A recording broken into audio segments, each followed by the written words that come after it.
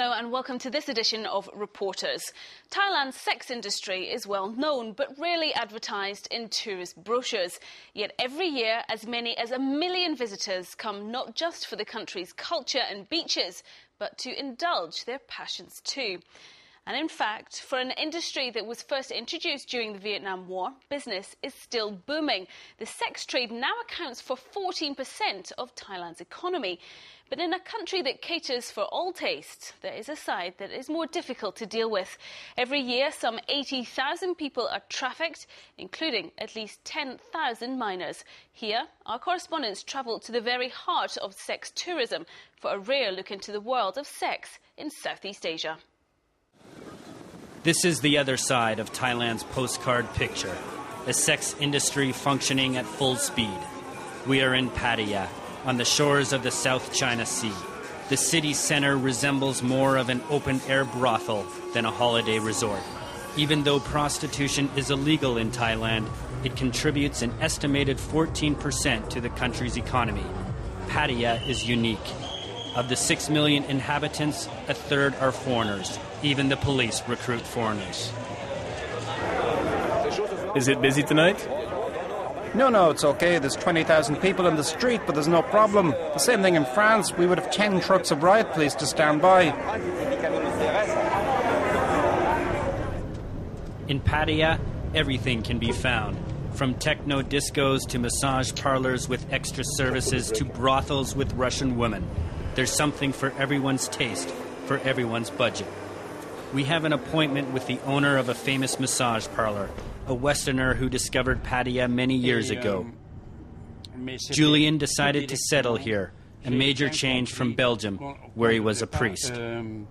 Is it possible to have faith in a town like Pattaya? I'm a believer in my heart and in my thoughts, but I don't take orders from the Vatican anymore. Julian is a famous man of Pattaya's nightlife scene. The notable businessman has invited us to his villa on the outskirts of town. I was offered this chalice when I was ordained as a priest. Then the former priest confides to us the other side of his business. My place is a massage spa. It's not a brothel. Sometimes, yes, though, sex happens. We have to know how to please the customer. When he's old, for example, we have to take good care of him, of his bottom. Doing it like that is good. It's a service. Pattaya used to be a small fishing village, but the Vietnam War and the need for rest and recovery trips for American GIs changed everything. The roots of the modern and globalized sex trade were planted. And on this day, American soldiers are back in town on a military exercise, but not only. Are you going to play golf too? Oh yeah, I never go anywhere without my golf clubs. And you have some time out? Pattaya is famous for that. Oh yes, I'm here all the time. So okay. Yeah. Enjoy. Okay, thank you very much. Right. 712.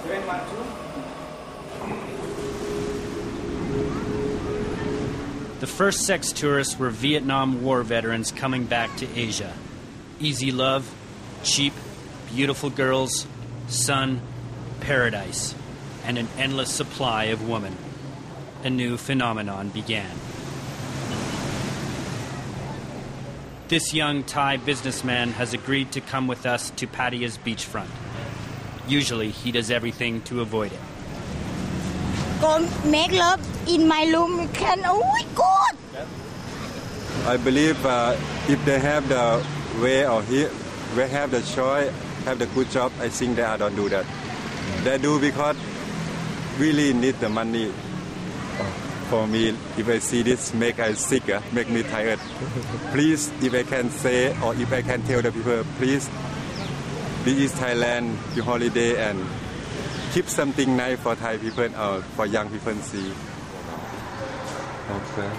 Some tourists end up staying here for other reasons, for admirable ones.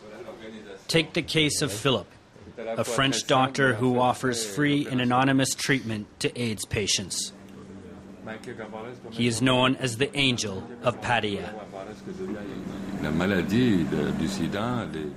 The reality of AIDS and all the patients changed my life. I consider myself a soldier at war. I never leave my post. I'm staying here because I think I'm useful for people to get better access to treatment and to help for prevention. But when this war is over, and we all hope it will be over someday, I will go back to normal life.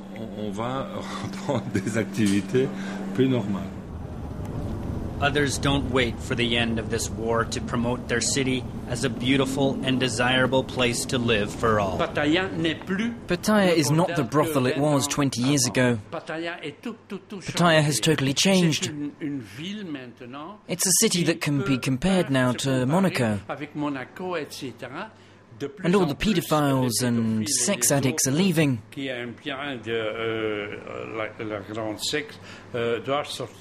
mainly go to Cambodia now.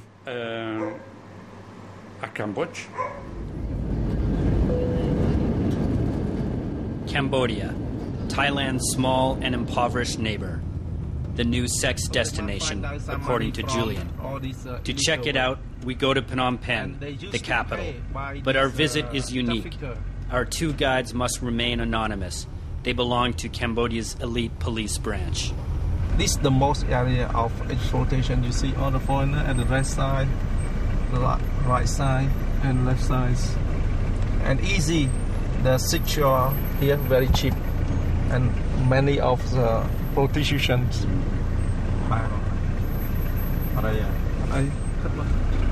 Most of the pub and bar and most of the guest house here was protected by local authority.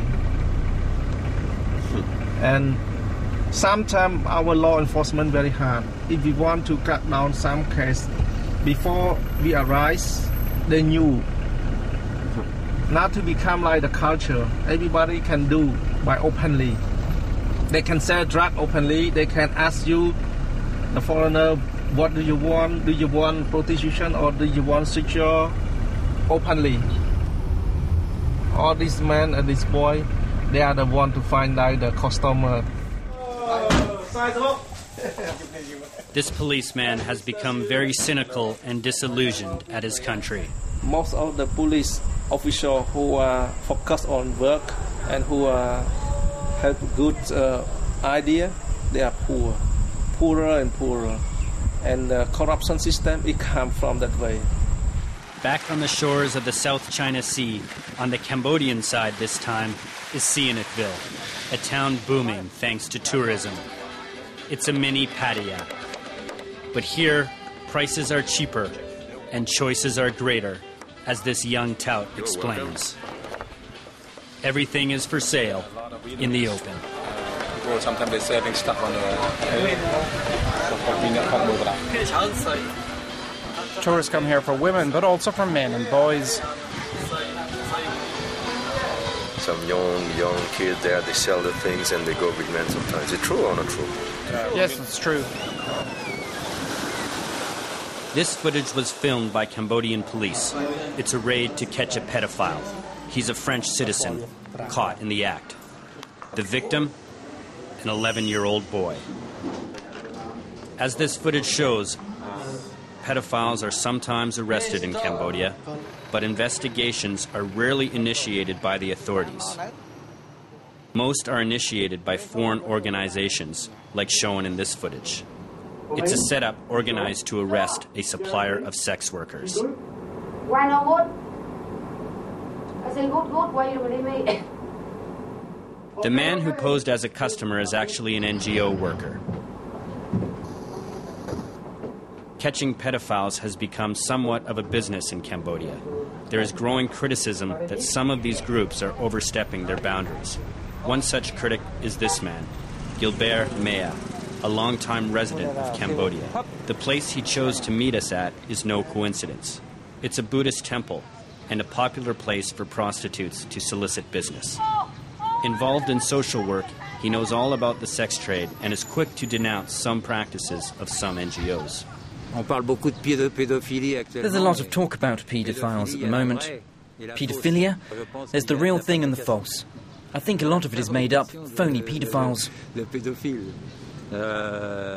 Where we are today, well, I can talk about it a bit because everyone knows and no one wants to talk about it. It's no doubt the number of NGOs who only make money when they find paedophiles. So if they don't find any, they just make them up. It's horrific. Hundreds of thousands of foreigners come to Southeast Asia every year to find sexual paradise. But many end up as mere sexual predators, fueling a lucrative trade that is never short on supply. Well, that's it for this edition of Reporters. You can watch that and all our other reports again on our website. That's france24.com, france24.com. Until the next time, bye for now.